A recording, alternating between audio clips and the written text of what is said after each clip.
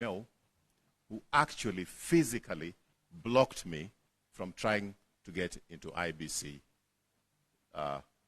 proceedings at Bomas of Kenya that day. I happen to have known the back door, and I used a little bit of my public relations with the officers at the back, and I managed to get in. Then, again, the officers of Mr. Chebukati refused to see me, saying that he was very busy. He was receiving reports from returning officers, and therefore I could not go in.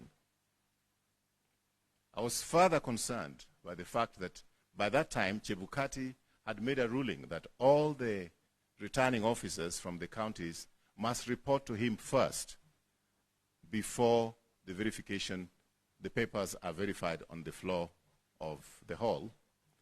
I had concerns about that because he was himself closed in that room with Mr. Molu and Mr. Marjan, and therefore it was obvious to me that something opaque was taking place. Finally, I did insist that nobody was going to stop me from getting into that office. I'm a Kenyan citizen, and I'm not trying to do anything wrong. So I told his own security people that I also have security, and you'll have to shoot me to stop me from getting in. And I went in. And I found him with Molu, Marjan, and himself. And I brought these matters with him, and he told me he's busy now, he's got too many returning officers waiting for him, so he will not be able to attend to me. So he told me to come later.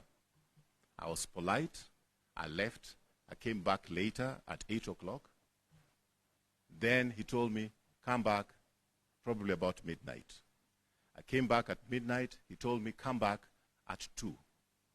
I came back at 2, and he was sleeping. So I agreed with the people who were there that let's let him have some sleep. He had not slept for many days. So I waited until 4 a.m. And that's the time when I drew the attention of somebody like Amos Wako, who is a personal friend, and a few others, that we should go and confront him. I like to be able to state at this stage that Mr. Chebukati is not a stranger to me.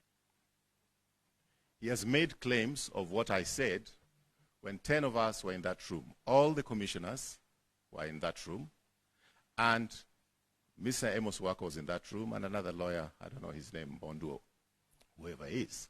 So there are 10 of us in that room. For him to claim that I made some offers to him in front of those 10 is a tara diddle.